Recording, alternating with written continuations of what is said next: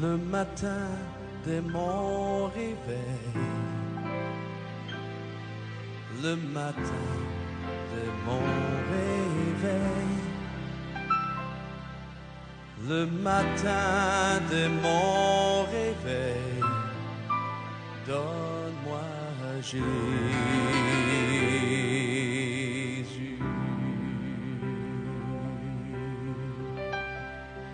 Donne-moi Jésus, donne-moi Jésus.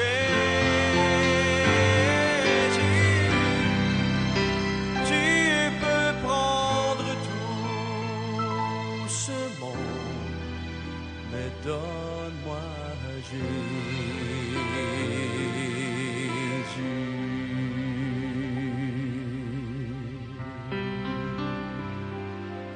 Et lorsque je suis seul, et lorsque je suis seul, et lorsque je suis seul, donne-moi Jésus.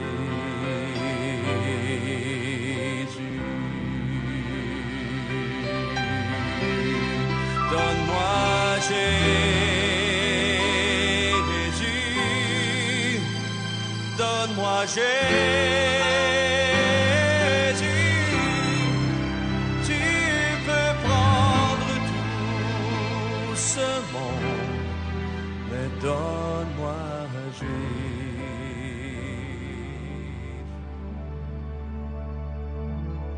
Bonjour à tous, quelle joie ce matin encore de nous retrouver ensemble sous le regard du Seigneur Jésus et aussi avec ce même désir dans notre cœur de pouvoir ce matin célébrer notre roi, célébrer celui qui nous a aimés, celui qui a donné sa vie pour nous, c'est-à-dire la personne de Jésus-Christ. J'espère que vous allez bien et je saisis l'occasion bien entendu pour saluer tous nos bien-aimés sur les îles, Martinique, Guadeloupe, Réunion, Haïti, sur la Floride, le Canada et aussi sur la Bretagne. Que Dieu vous bénisse. Nous saluons également nos bien-aimés qui sont dans le sud de la France, qui sont sur la région parisienne et qui suivent nos réunions. Et nous saluons également bien entendu tous nos bien-aimés de Chanteloup-Lévis. Mes bien-aimés frères et sœurs, que ce matin le Seigneur puisse encore visiter chacun d'entre vous. Je profiterai de cette occasion bien sûr pour vous faire part de ces quelques annonces.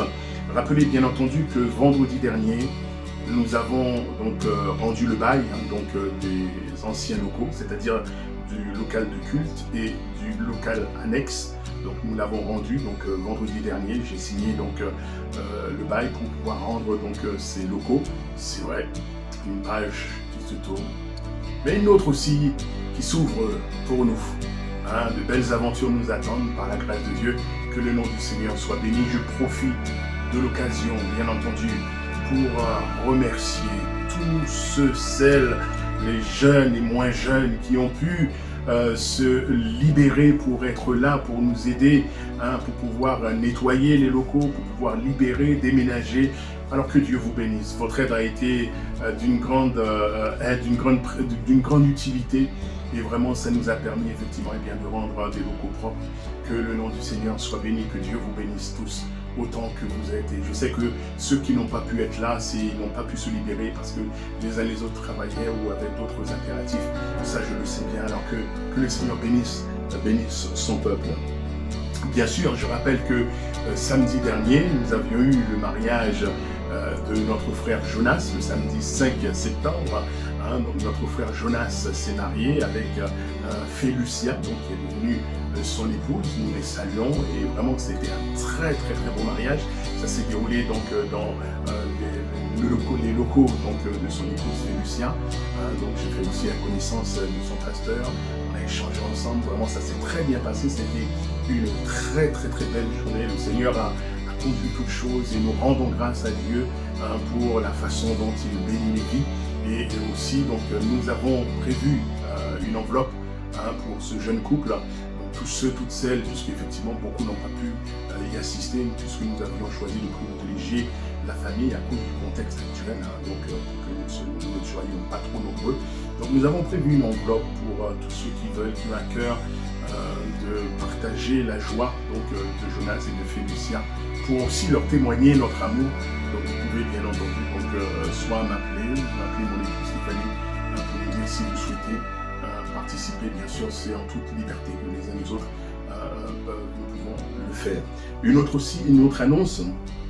Donc je prévois, Dieu voulant, le samedi 26 septembre, donc la réunion du conseil, donc à 14h30, donc le lieu sera déterminé, puisque nous n'avons plus nos anciens locaux, mais je vous en dirai davantage. Donc Dieu voulant, donc la réunion du conseil, donc prévue le samedi 26 septembre à 14h30, et le lieu sera à déterminer. Nous attendons, bien sûr, je sais que vous êtes impatients tout comme moi, nous sommes impatients bien sûr de rentrer dans nos nouveaux locaux, mais nous attendons bien entendu le retour du bureau d'études et aussi de la commission. Nous attendons le retour avant de pouvoir rentrer dans nos locaux. Nous prévoyons aussi la rentrée, lorsque nous allons pouvoir rentrer dans nos locaux, nous prévoyons par la grâce de Dieu, les services de baptême. Nous avions déjà commencé les études bibliques sur le baptême. Nous continuerons. Donc j'avais fait l'annonce que ceux qui voulaient s'y ajouter, c'est encore possible. Donc j'ai eu des retours. Donc c'est toujours possible pour ceux qui veulent obéir au Seigneur. Nous prendrons le temps, bien sûr, d'ouvrir la Bible pour voir les études ensemble sur le baptême. Et enfin, n'oubliez pas, bien entendu, les offrandes pour l'œuvre de Dieu. Il y a la possibilité pour ceux qui veulent de faire des virements. Et il y a aussi pour ceux qui ne le souhaitent pas, vous pouvez bien sûr envoyer vos dons à notre frère Gérard, à l'adresse de notre frère Gérard. Vous pouvez nous demander, je vous communiquerai pour ceux qui le souhaitent encore nous être fidèles dans le partage. Que Dieu soit béni. Nous allons, avant de partager quelques chants, nous allons couper nos fronts et nous allons remettre ce temps entre les mains de Dieu. Notre Père, nous voulons te bénir pour tout ce que tu as accompli déjà. Et c'est vrai, nous voulons dire que tu as fait pour nous des merveilles. Tout au long de cette journée, nous voulons nous réjouir en toi. Nous voulons te remettre ces moments. Seigneur, merci de souffler sur cette journée et de visiter ton peuple, de visiter nos amis, Père. Au nom puissant de Jésus. Amen.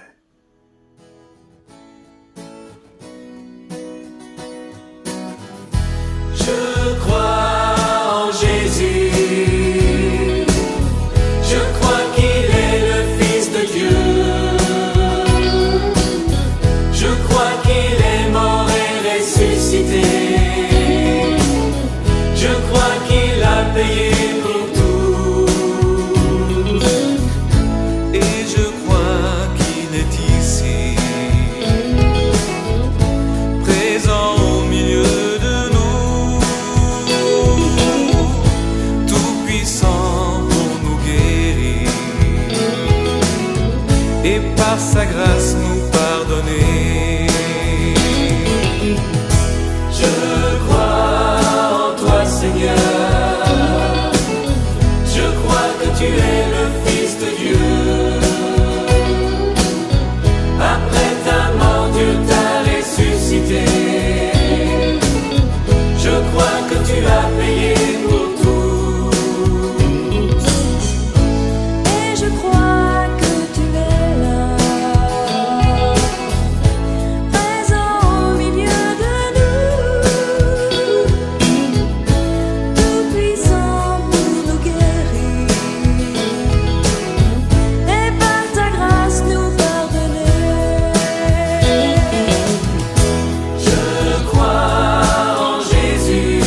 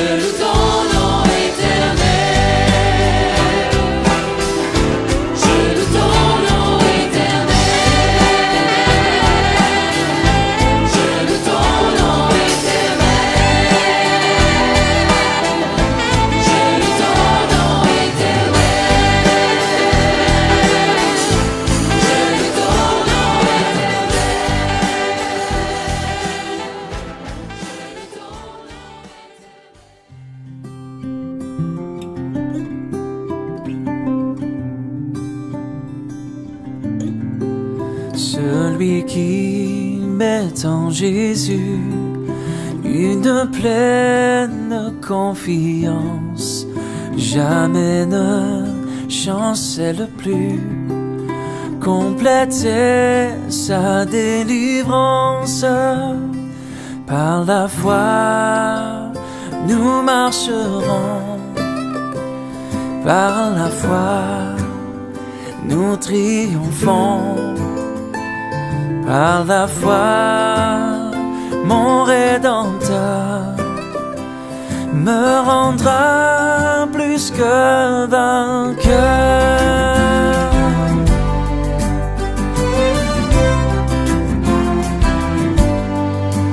Dans les jours d'adversité, quand tu sens gronder l'orage, regarde en sécurité, attristé, reprends courage.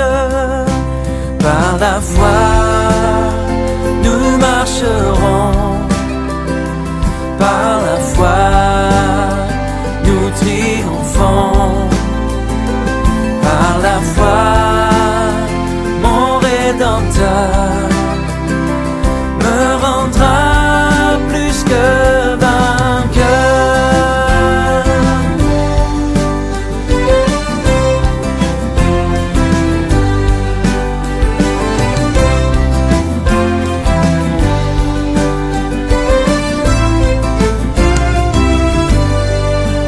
Par la foi, je marcherai en comptant sur ses promesses.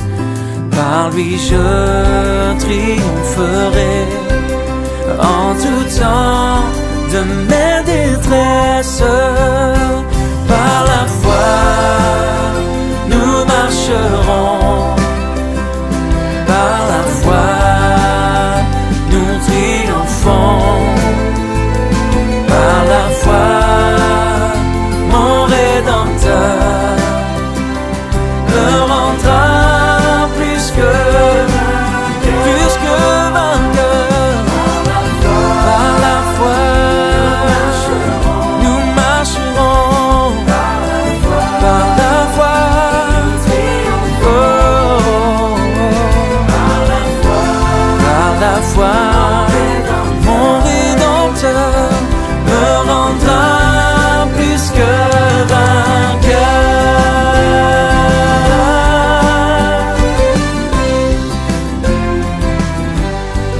Plus que vainqueur.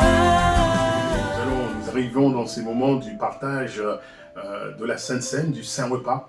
Et bien sûr, nous voulons ce matin encore dire toute notre reconnaissance à notre Dieu, toute notre gratitude de ce qu'il nous a donné Jésus, et que Jésus a donné sa vie par amour pour nous à la croix. Et bien effectivement, son sang a coulé, son corps a été meurtri pour que nous soyons sauvés. J'aimerais lire avec vous ce passage dans l'Épître aux Hébreux au chapitre 4, verset 14, dans lequel il est dit « Ainsi, puisque nous avons en Jésus le Fils de Dieu, un grand prêtre éminent qui a traversé les cieux, demeurons fermement attachés à la foi que nous reconnaissons comme vraie.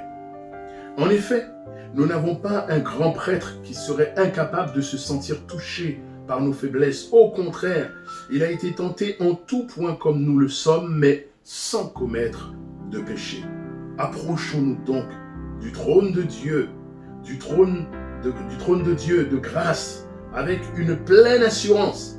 Là, Dieu nous accordera sa bonté et nous donnera sa grâce pour que nous soyons secourus au bon moment. Amen. Nous avons cette liberté d'entrer ensemble dans la présence de Dieu, et ce matin encore avec toute l'assurance de la foi pour bénir notre Dieu qui nous aime d'un amour éternel. Alléluia. Alors vous avez préparé à la maison le pain, le vin, le pain qui est le symbole du corps de Jésus qui a été meurtri pour nous, et le vin qui est le symbole de son sang. Eh bien, nous voulons nous rappeler que pour nous ce matin, Jésus-Christ, le Fils de Dieu, a tout accompli. Que son nom soit béni. Alléluia. Père Céleste, nous bénissons ton nom et nous voulons te dire merci pour l'œuvre de la croix.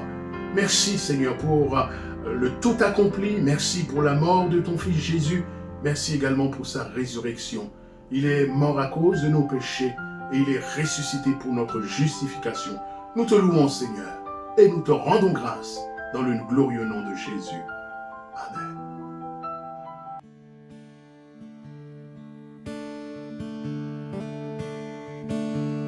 Quel sauveur merveilleux je possède, il s'est sacrifié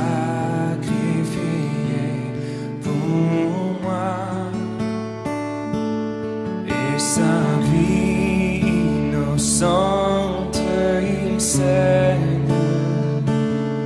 pour mourir sur l'infâme. Il renonce à la gloire céleste pour le plan rédempteur de Dieu.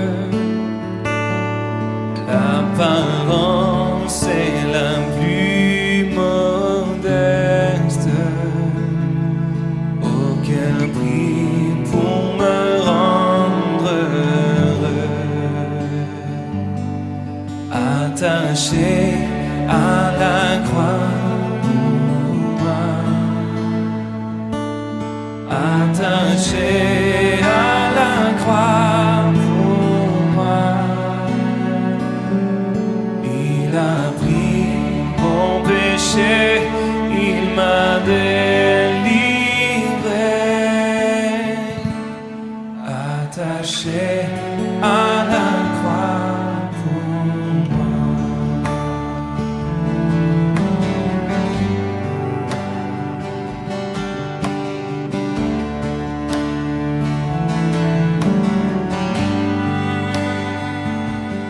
Maltraité, innocent pour ma vie, pour mes iniquités brisées, déchargé de mes maladies, il mourut pour guérir, sauver. Attaché à la croix pour moi, attaché à la croix pour moi, il a pris mon péché, il m'a délivré, attaché à la croix pour moi.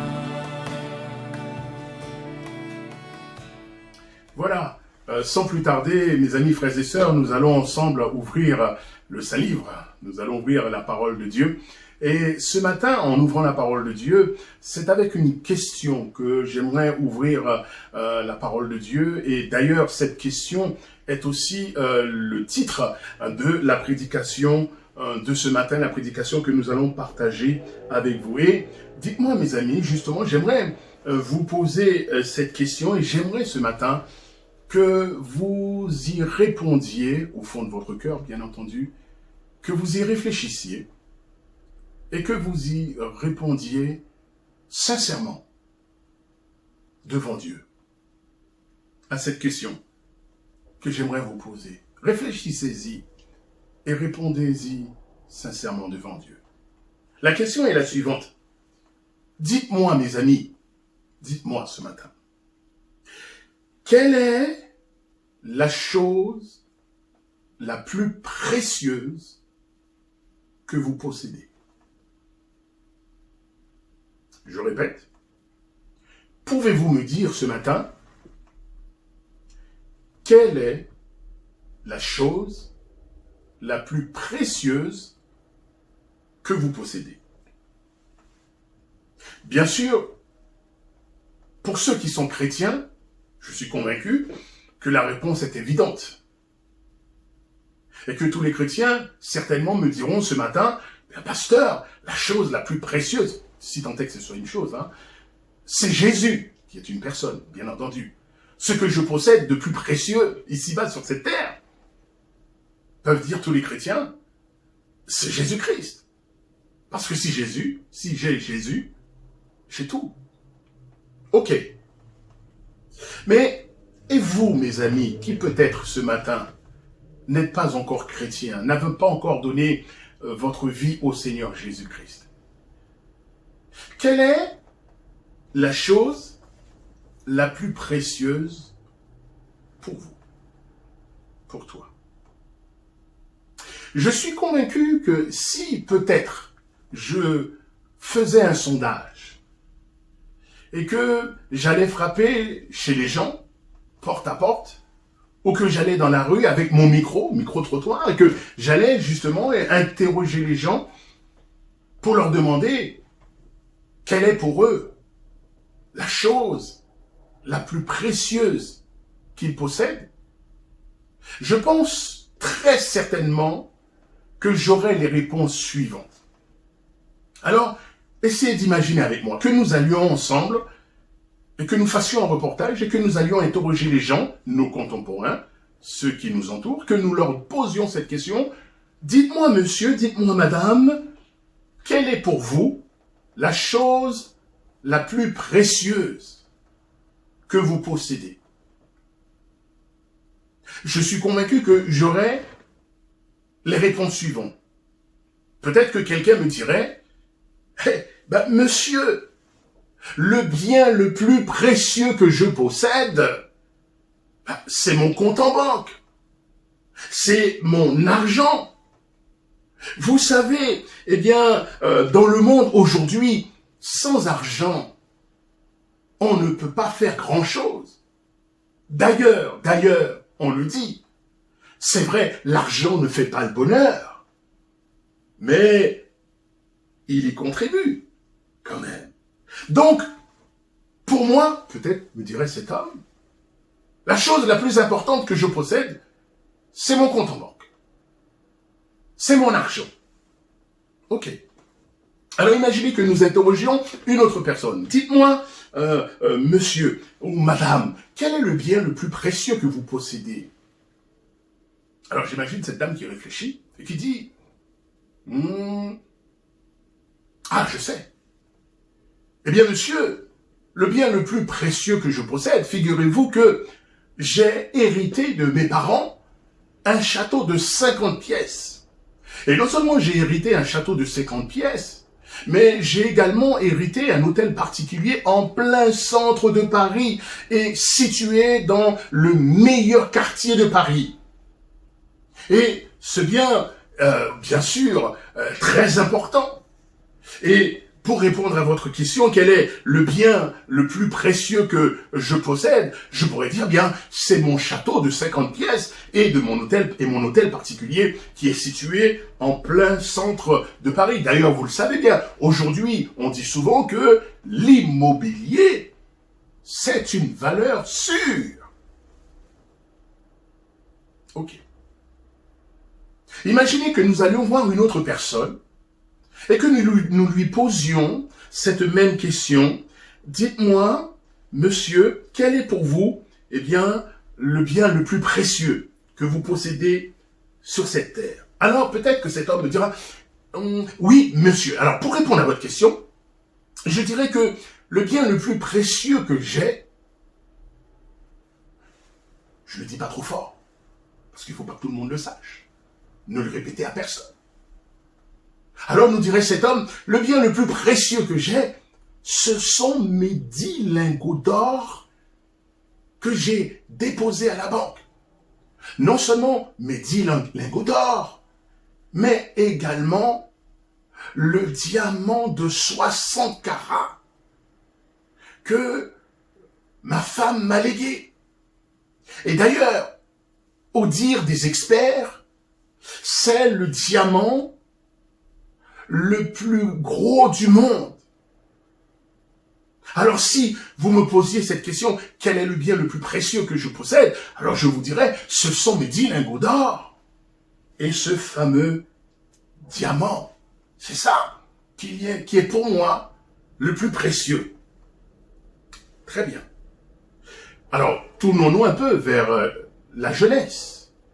Supposions que nous posions cette même question à un jeune homme. Et ce jeune homme peut-être pourrait nous dire, ben monsieur, c'est évident, le bien le plus précieux que j'ai, c'est cette dernière Mercedes dernier cri que je viens d'acheter. Savez-vous, monsieur, que cette Mercedes affiche 260 km/h au compteur? Faut pas rouler à cette vitesse-là, bien entendu, vous l'avez compris. Et d'ailleurs, monsieur, vous savez, ma Mercedes, dans le garage, elle ne dort pas dehors, hein, mais elle dort dans un garage. Mais j'ai même mis des caméras dans ce garage pour pouvoir la surveiller. Vous savez, aujourd'hui, on n'est jamais sûr de rien. Donc là, avec mes caméras, donc là, je peux constamment avoir un regard sur ma Mercedes qui est mon bien le plus précieux. Ok? Et si nous interrogions une maman en lui disant, Madame, pouvez-vous nous dire ce matin quel est le bien le plus précieux, d'après vous, que vous possédez?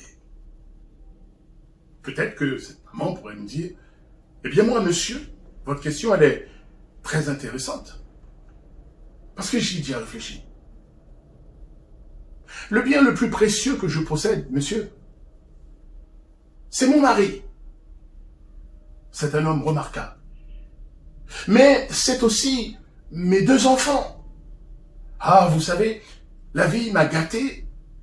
Elle m'a donné 2 petits anges. Ce sont mes biens les plus précieux que je possède sur cette terre. Très bien, madame. Et si nous nous tournions vers une personne âgée et que nous lui posions, monsieur, pouvez-vous nous dire ce matin, nous faisons un sondage, pouvez-vous nous dire quel est le bien le plus précieux que vous possédez? Alors peut-être que cette personne pourrait nous dire, oh, vous savez, monsieur, avec mon âge, j'ai vu bien des choses. D'ailleurs, il n'y a pas longtemps que je suis sorti de l'hôpital. Et je puis vous dire que le bien le plus précieux que je possède, c'est la santé. Parce que si on n'a pas la santé, eh bien on voit combien que c'est dur d'être malade et de ne pas avoir la santé. Alors pour finir, supposons que nous posions cette même question à des enfants. Certainement, dans leur bouche, nous pourrions entendre « Hey, pasteur, monsieur, moi, le bien le plus précieux que j'ai, c'est ma PS4.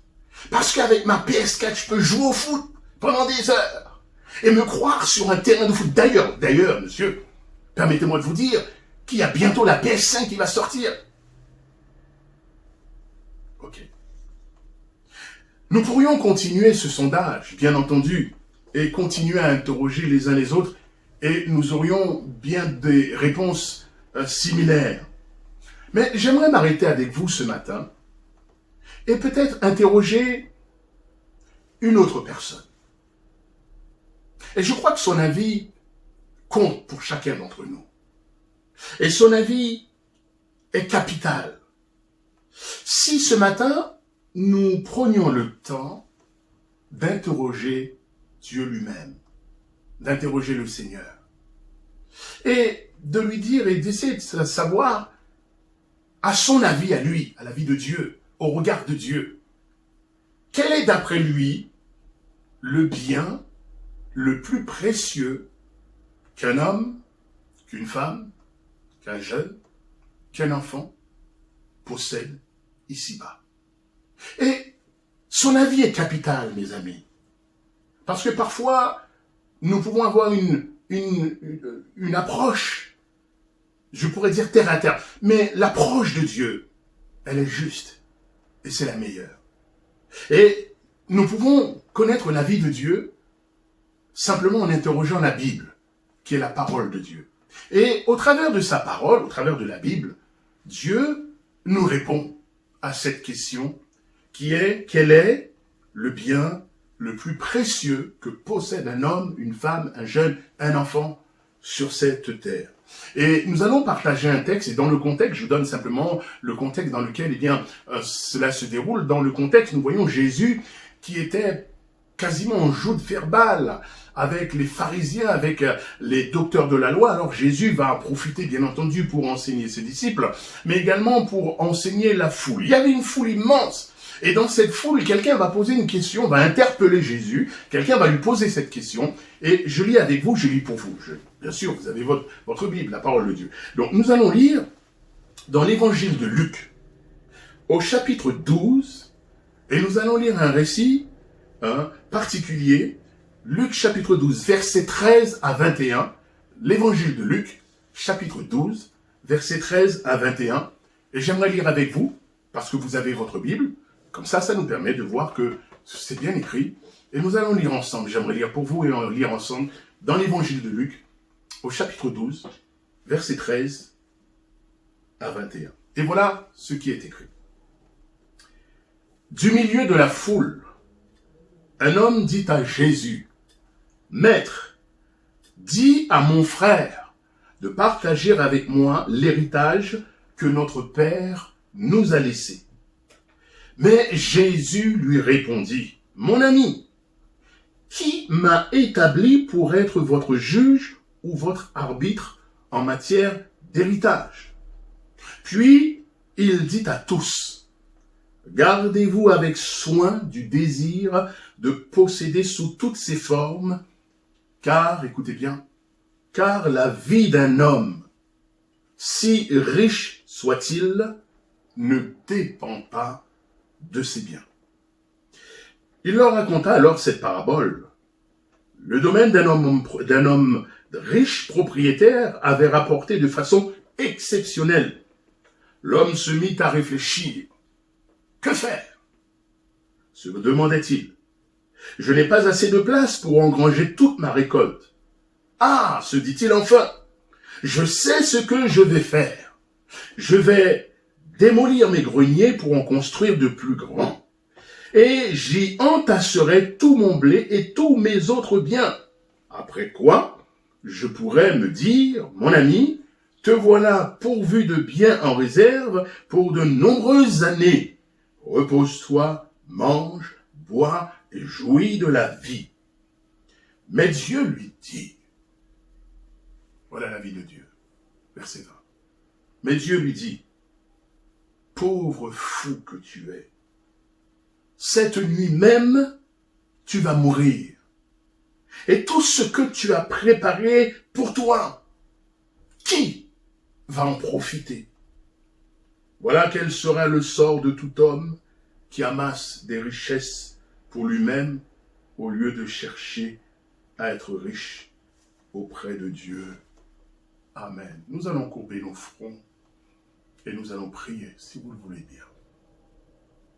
Notre Dieu, notre Père, nous sommes devant toi et nous croyons que tu nous parles au travers de ta parole, au travers de la Bible. Nous voulons entendre ton avis, nous voulons entendre ton conseil. Parfois, c'est vrai, Seigneur, nous pouvons nous tromper, mais toi, tu vois les choses, tu ne nous trompes pas. Nous prions que tu nous enseignes au travers de ta parole. Et permets-nous ce matin, Seigneur, non seulement de comprendre ta parole, mais permets que cette parole fasse son œuvre dans nos vies. Seigneur, ouvre notre intelligence et donne-nous la clarté dans les yeux pour que nous puissions voir les choses comme toi tu les vois. Mon Dieu, visite nos amis ce matin, tous ceux qui écoutent ta parole. Père, s'il te plaît, visite les cœurs, visite les foyers, les familles, dans le nom de Jésus. Amen.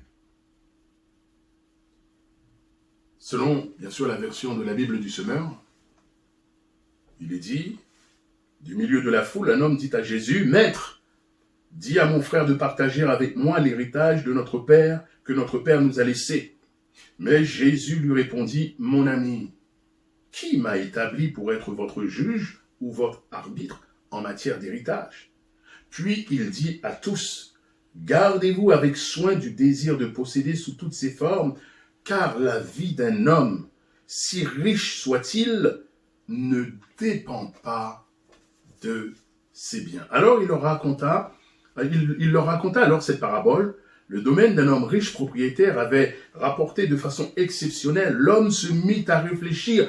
Que faire, se demandait-il. Je n'ai pas assez de place pour engranger toute ma récolte.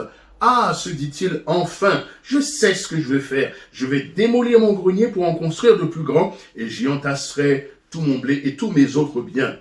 Après quoi, je pourrais me dire, mon ami, te voilà pourvu de biens en réserve pour de nombreuses années. Repose-toi, mange, bois et jouis de la vie. Mais Dieu lui dit, pauvre fou que tu es, cette même nuit, tu vas mourir et tout ce que tu as préparé pour toi, qui va en profiter? Et la version de la Bible seconde nous dit, insensé, cette nuit même, ton âme te sera redemandée. Voilà quel sera le sort de tout homme qui amasse des richesses pour lui-même au lieu de chercher à être riche auprès de Dieu ou pour Dieu ou au regard de Dieu. Mes amis, ce dont nous allons partager ce matin, tout comme d'ailleurs tous les sujets de la Bible, de la parole de Dieu. Ce dont nous allons partager est très important. Très, très important. Il y va de ton éternité. Il y va de votre éternité. Ce que nous allons partager ce matin, vous pouvez prendre cela à la rigolade. C'est votre affaire. Ou alors, vous pouvez prendre cela au sérieux. Et j'aimerais vous dire ce matin, j'aimerais te dire ce matin, ami, de grâce, ne jouez pas avec votre éternité. Ne jouez pas avec votre éternité. La vie d'un homme, nous dit la Bible, si riche soit-il, verset 15, ne dépend pas de ses biens. Une autre version, selon la Bible Parole vivante, il est dit ceci, car un homme a beau être riche, sa fortune ne lui assure pas la vie éternelle. Celle-ci, c'est-à-dire la vie éternelle, ne dépend en aucune manière de ses biens. Ou encore une autre version, selon la Bible seconde, il est dit, car la vie d'un homme ne dépend pas de ses biens, fût-il dans l'abondance. Je voudrais tout d'abord mettre un équilibre et vous dire ce matin, bien sûr, Dieu n'a rien contre les richesses ou rien contre les personnes qui sont riches. Bien au contraire. Dieu a simplement une vision juste des choses. Tous les exemples que j'ai pris tout à l'heure au travers de ce sondage, ces interrogations, je puis dire que toutes ces réponses ne sont pas forcément mauvaises en soi. Qu'une maman puisse dire, moi, le bien le plus précieux, ce sont mes enfants qui sont la prunelle de mes yeux, c'est entendable et c'est compréhensible. Et c'est tout à fait normal. Ou que quelqu'un d'autre dise, bien moi, vous savez, monsieur, mon bien qui est précieux, c'est le fruit de mon travail, j'ai travaillé dur et c'est important, c'est entendable. Et cela aussi est tout à fait compréhensible. Mais pour Dieu, aux yeux de Dieu, au regard de Dieu, ce qui est réellement important, et c'est ça qui doit nous arrêter, c'est la façon dont Dieu voit les choses. Et c'est le conseil que Dieu veut nous donner ce matin. Pour Dieu, il y a une chose, au-delà de tout ce que nous avons pu dire, qui sont précieux, bien entendu. Au-delà de toutes ces choses, il y a une chose qui est beaucoup plus précieuse. Il y a une chose qu'un homme possède, qu'une femme possède, qu'un enfant, qu'un jeune possède, il y a une chose que tout être humain possède et qui a une valeur inestimable aux yeux de Dieu. Et aux yeux de Dieu, cette chose, mon ami, que tu le possèdes, et qui n'a pas de prix, c'est ton âme. C'est ce que nous dit Dieu ce matin. Ce qu'un homme possède de plus précieux, c'est son âme. C'est le bien le plus précieux qu'un homme ou qu'une femme puisse posséder. Oui, mes amis, le bien le plus précieux qu'un être humain puisse posséder sur cette terre, ce n'est pas son argent, ce n'est pas son compte en banque, ce n'est pas ses biens immobiliers, ce n'est pas ses plantations, ce n'est pas sa voiture, ce n'est pas sa carrière professionnelle, ce n'est pas non plus son mari, sa femme, ses enfants, bien qu'ils soient importants, comprenez bien, ils sont importants. Mais aux yeux de Dieu, le bien le plus précieux qu'un être humain possède sur cette terre, c'est son âme. C'est son âme. La Bible nous dit que l'homme est triparti. Il possède un corps, une âme et un esprit. L'apôtre Paul dira dans 1 Thessaloniciens chapitre 5 verset 23, 1 Thessaloniciens 5 23, il dira que le Dieu de paix vous sanctifie lui-même tout entier et que tout votre être, l'esprit, l'âme et le corps soient conservés irréprochables lors de l'avènement de notre Seigneur Jésus-Christ. 1 Thessaloniciens chapitre 5 verset 23. Vous possédez une âme. Tout être humain a une âme. Nous avons un corps. Ce corps qui nous permet de bouger, d'être en contact avec tout ce qui est matériel. Nous avons aussi un esprit qui nous permet d'être conscients de la présence de Dieu et qui nous permet aussi de communiquer avec Dieu. Et nous avons aussi une âme.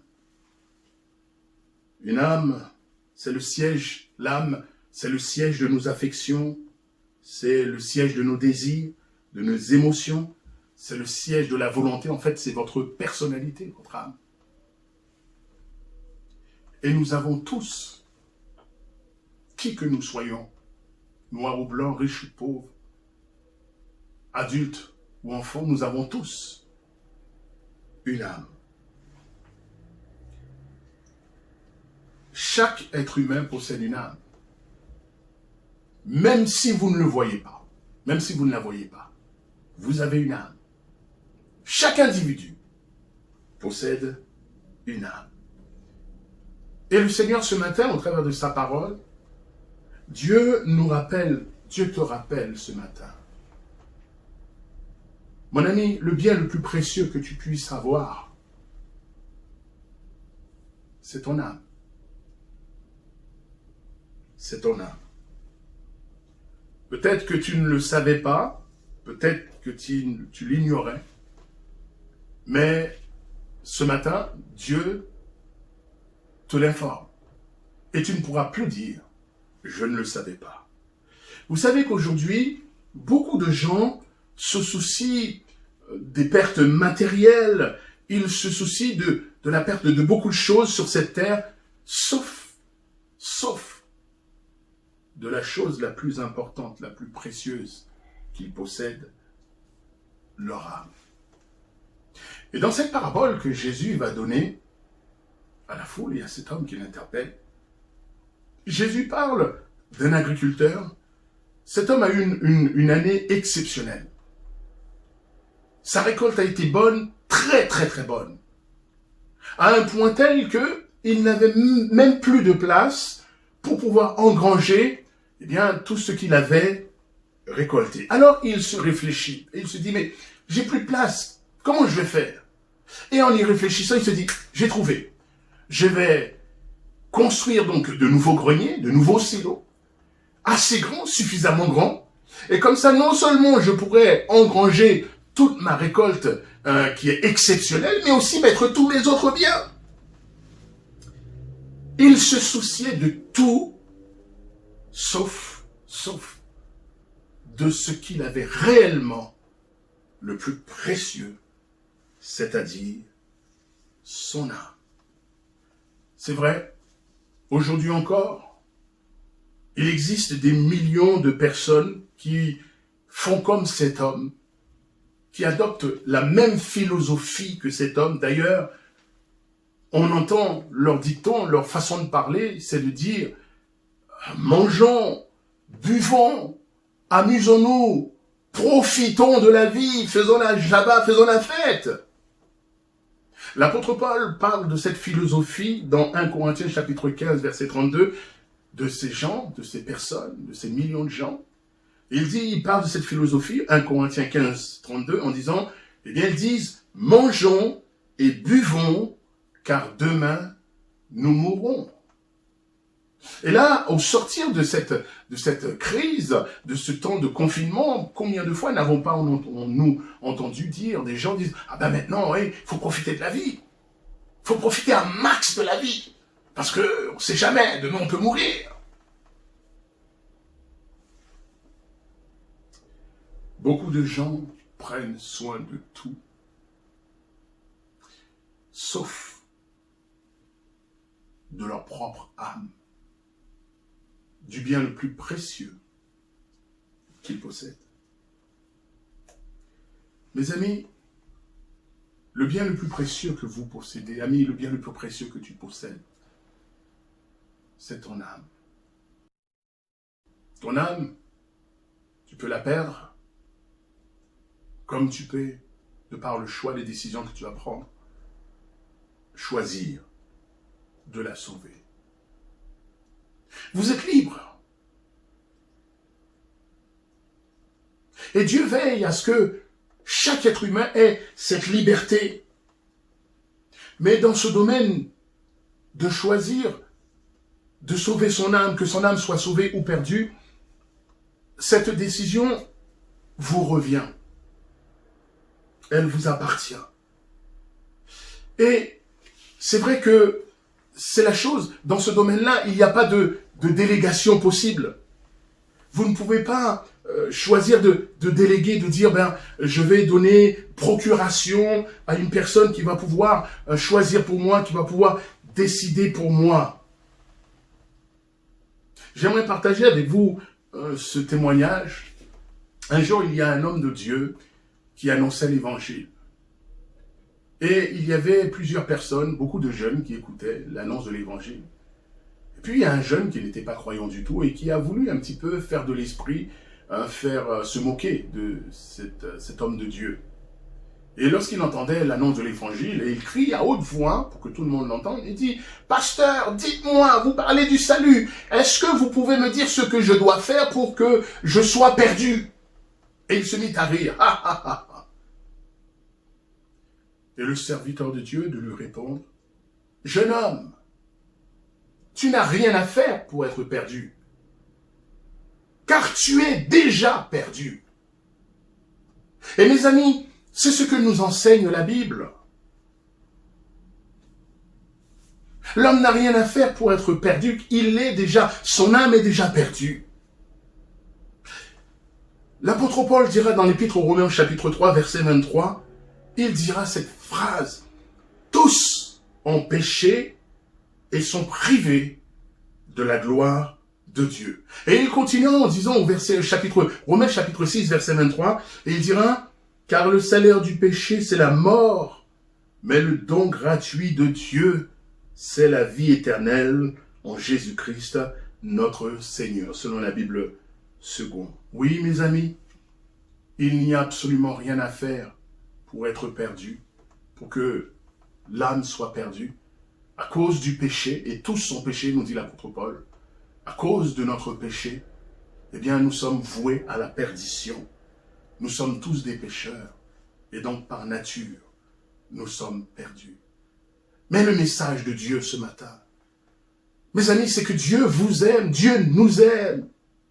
Et parce que Dieu nous aime, Dieu a pourvu un moyen pour que celui ou celle qui le désire, celui ou celle qui le veut, qui souhaite que son âme soit sauvée, que son âme puisse être sauvée. Quel est donc ce moyen que Dieu a pourvu, a préparé pour chaque être humain qui le souhaite, pour qui veut que son âme soit sauvée? Eh bien, mes amis, ce moyen s'appelle Jésus. Alléluia. Le moyen de salut que Dieu a pourvu pour quiconque le veut, chaque être humain passe par Jésus-Christ. D'ailleurs, lui-même dira au travers de la bouche de l'apôtre Jean, il dira dans Jean chapitre 3, versets 16 à 18, je lis avec vous et pour vous dans la Bible du Semeur, il est dit, oui, Dieu a tant aimé le monde qu'il a donné son Fils, son unique, pour que tous ceux qui placent leur confiance en lui, c'est-à-dire en Jésus, tous ceux qui placent leur confiance en lui échappent à la perdition et qu'ils aient la vie éternelle. En effet, Dieu a envoyé son Fils dans le monde, non pour condamner le monde, mais pour qu'il soit sauvé par lui. Celui qui met sa confiance en lui, c'est-à-dire celui qui met sa confiance en Jésus, n'est pas condamné. Mais celui qui n'a pas foi en lui est déjà condamné, car il n'a pas mis sa confiance en la personne du Fils unique de Dieu. Mes amis, voilà la raison pour laquelle Jésus est mort. Voilà la raison pour laquelle la croix a été dressée, parce que Dieu vous aime et parce que Dieu veut que vous soyez sauvés. Alléluia. Et dans ce domaine, dans le domaine du salut, Dieu a tout fait. Parfois on se dit, mais qu'est-ce que Dieu attend pour faire? Non, Dieu a déjà tout fait. Il a donné Jésus. Son Fils est mort et il est ressuscité. Il a tout accompli. Il suffit simplement à quiconque le veut, quiconque. Il suffit de le croire. Il suffit de croire en Jésus. Il suffit de l'accepter comme son sauveur, comme son Seigneur, pour être sauvé, pour que ton âme soit sauvée. L'apôtre Paul dira dans l'Épître aux Romains, au chapitre 10, versets 9 à 10, et ça, il nous parle de la foi. Il dit, Romains 10, versets 9 à 10, en effet, si de ta bouche, tu déclares que Jésus est Seigneur, et si dans ton cœur, tu crois que Dieu l'a ressuscité des morts, tu seras sauvé. Car celui qui croit dans son cœur, Dieu le déclare juste. Celui qui affirme de sa bouche, Dieu l'a sauvé. Oh mes amis, le salut est beaucoup plus simple que vous le pensiez. Beaucoup plus simple. Il suffit seulement de confesser Jésus-Christ comme son sauveur et comme son Seigneur. Il suffit simplement de se repentir de ses péchés, de demander pardon à Dieu et de recevoir le salut que Dieu nous donne gratuitement dans la personne de Jésus-Christ. Il n'y a rien à payer. L'apôtre Paul dira dans l'Épître aux Éphésiens, au chapitre 2, verset 8, il dira « Car c'est par la grâce que vous êtes sauvés, par le moyen de la foi. Cela ne vient pas de vous, c'est un don de Dieu. Ce n'est pas par le fruit d'œuvres que vous auriez accompli. Personne n'a donc de raison de se vanter. » Alléluia. C'est par grâce. C'est un don de Dieu. Et quand on nous fait un don, on l'accepte tout simplement. Le salut est un cadeau de Dieu, mon ami. Et j'aimerais dire ce matin, la balle est dans ton camp. La balle est dans ton camp. C'est à toi de décider. C'est à toi de choisir la réponse que tu vas donner à Dieu ce matin. Et cette réponse, personne ne peut la faire à ta place. Personne ne peut répondre à ta place. Il n'y a pas de procuration possible. Il n'y a pas de délégation possible. La Bible nous enseigne que le salut est personnel. Le mari ne peut pas choisir pour la femme ne peut pas choisir pour le mari. Les parents ne peuvent pas choisir pour les enfants ne peuvent pas choisir pour les parents. C'est à chacun, librement, de prendre sa décision et de faire sa réponse à Dieu. Mais la réponse que tu vas faire ce matin, la réponse que vous allez faire ce matin, le choix que vous allez faire ce matin, savoir sauver votre âme, que votre bien le plus précieux, c'est votre âme, et que vous voulez que votre âme soit sauvée, la réponse dépend de toi. La réponse dépend de toi, de ce que tu vas dire ce matin à Dieu. La Bible dit, ceux qui croient en Jésus, ceux qui se décident pour Jésus, ceux qui se repentent devant Dieu de leurs péchés, qui lui demandent pardon et qui acceptent la grâce de Dieu, ceux-là ne périront jamais. Et ceux qui refusent, vous êtes libres. Ceux qui refusent, alors ceux-là périront. Dieu lance ce matin cette invitation à chaque homme, à chaque femme, à chaque être vivant. Accepter de croire en Jésus, se repentir de ses péchés, lui demander pardon, confesser son nom, croire qu'il est mort à cause de nos péchés, qu'il est ressuscité pour notre justification, selon le choix ou l'acceptation que nous allons faire. Alors notre éternité sera en question par rapport à cela. Et avant de terminer, j'aimerais vous dire ceci.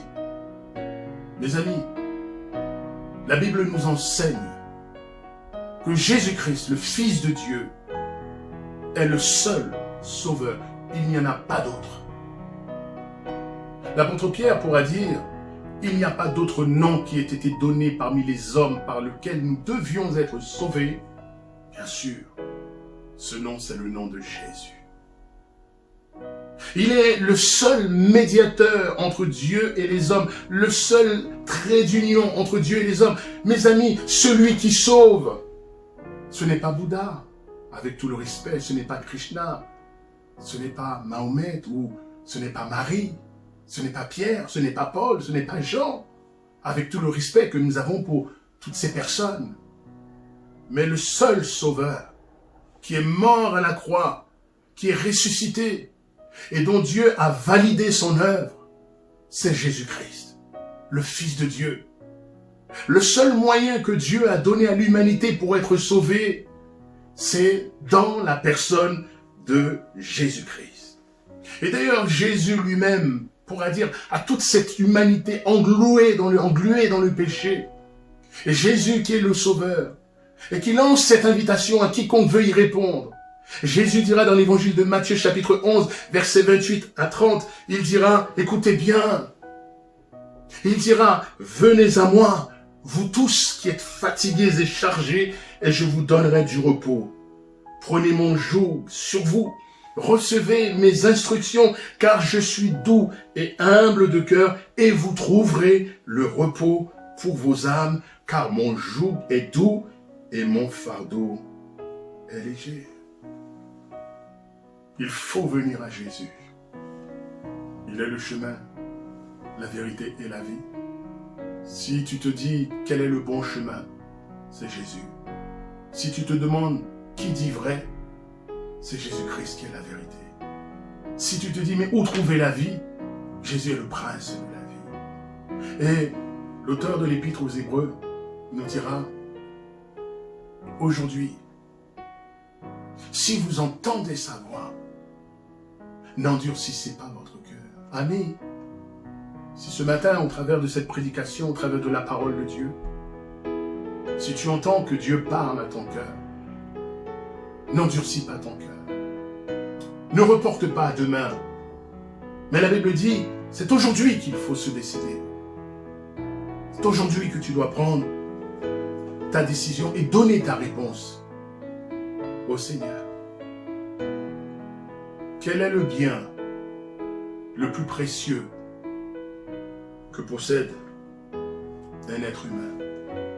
La Bible nous répond, Dieu lui-même nous répond et nous dit le bien le plus précieux qu'un homme, qu'une femme, qu'un jeune, qu'un enfant possède, c'est son âme. C'est son âme. Et nous avons tous une âme. Cet homme, dans cette parabole que Jésus nous a donnée, cet homme s'est soucié de tout. Il s'est soucié de tout, sauf de son âme, le bien le plus précieux qu'il avait. La récolte a été très bonne, les greniers étaient remplis, il en a construit de plus grands, il y a mis tous ses biens, et au moment où il pensait qu'il allait en jouir, qu'il allait en profiter, à ce moment-là, il entend la voix de Dieu lui dire, Luc 12, 20, mais Dieu lui dit, pauvre fou que tu es, cette nuit même, tu vas mourir et tout ce que tu as préparé pour toi, qui va en profiter? Ou encore, ton âme insensée que tu es, ton âme, cette nuit même, ton âme te sera redemandée.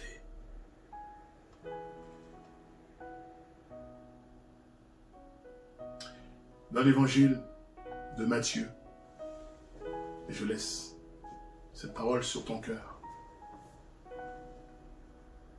L'évangile de Matthieu, chapitre 16, verset 26, il est dit, c'est Jésus qui parle. Et que servirait-il à un homme de gagner le monde s'il perdait son âme? Que servirait-il à un homme de gagner le monde s'il perdait son âme? C'est bien qu'aux yeux de Dieu, toutes les richesses du monde ne peuvent pas se comparer à la valeur d'une âme. Mon ami, ton âme est précieuse. C'est ce que tu possèdes le plus précieux sur cette terre. C'est le bien le plus précieux que tu as. Et chaque être humain possède une âme, même si tu ne le vois pas. Et ce matin, je voudrais te dire, tu peux choisir que ton âme soit sauvée. Il te suffit simplement d'accepter Jésus-Christ comme ton Sauveur et comme ton Seigneur. Il te suffit de confesser son nom, de te repentir de tes péchés, de lui demander pardon, de l'inviter dans ta vie et de le laisser conduire ta vie. Le salut est simple. Le salut est simple. Le salut n'est pas compliqué. Dieu n'est pas compliqué. Il vous suffit simplement de l'inviter dans votre cœur. Et Christ viendra y faire sa demeure. Alléluia. Et Christ viendra y faire sa demeure. Et pour nous qui sommes chrétiens, que Dieu nous aide. Que Dieu nous aide à considérer la valeur d'une âme. Et cela doit être un encouragement pour nous, une motivation pour témoigner autour de nous de l'amour de Dieu, pour annoncer l'évangile autour de nous et pour dire aux hommes, à tous ceux qui veulent l'entendre, que Jésus-Christ les aime, que Dieu les aime et que Dieu ne veut pas que l'homme reste perdu à cause de son péché, mais qu'il se détourne de ses mauvaises voies, nous dit la Bible, qu'il se tourne vers Dieu, qu'il invite le Seigneur dans sa vie et qu'il soit sauvé. Dieu veut que tu sois sauvé, mon ami. Dieu veut que ce que tu as de le plus précieux, de plus cher, soit préservé, soit sauvé. C'est pour cela que Jésus est venu. C'est pour ça que Dieu n'a pas hésité un instant à donner son Fils, afin que quiconque ce matin décide de mettre sa confiance en Dieu, en Jésus, eh bien, que cette personne soit sauvée. La balle est dans ton camp, mon ami. C'est à toi de choisir. Je ne peux choisir à ta place. Si je le pouvais, c'est avec joie que j'aurais fait. Mais tu es le seul à décider. Puisses-tu ce matin choisir la vie, choisir Jésus. Puisses-tu ce matin lui dire, oh Dieu, sois le maître de ma vie. Pardonne mes péchés. Je crois que tu es mort pour moi, que tu es ressuscité. Seigneur, viens vivre, viens dans mon cœur, et tu verras, ta vie va changer. Ta vie va changer. Dieu t'aime. Jésus t'aime. Alléluia. Alors aujourd'hui, tu es libre. Puisses-tu faire le bon choix. Et le bon choix, c'est de choisir Jésus. Alléluia. Nous allons prier. Courbons nos fronts, si vous le voulez bien. Tendre notre Père Céleste, je bénis ton nom. Parce qu'aujourd'hui encore, c'est jour de grâce. Aujourd'hui encore, la porte de la grâce est ouverte. Et Seigneur, tu veux que le plus grand nombre soit sauvé. Peut-être ce matin, au milieu de nous, parmi ceux qui écoutent, Seigneur, il y a peut-être des amis qui ne se sont pas encore décidés pour toi. Il y aura peut-être des membres de nos familles, de nos amis, de nos collègues, Seigneur, de nos voisins. Je prie au nom de Jésus, afin que par le Saint-Esprit, mon Dieu, tu viennes convaincre les cœurs de péché, de justice et de jugement. Tu les aides, Seigneur, à se tourner vers toi et qu'ils soient sauvés. Seigneur, qu'ils vivent. Et la vie, c'est en toi. La vie, c'est Jésus. Oh mon Dieu, bénis nos amis ce matin. Visite ton peuple ce matin. Et aide-nous, Seigneur, à témoigner de toi, à parler de ton amour, de ta grâce. Au nom puissant de Jésus. Amen.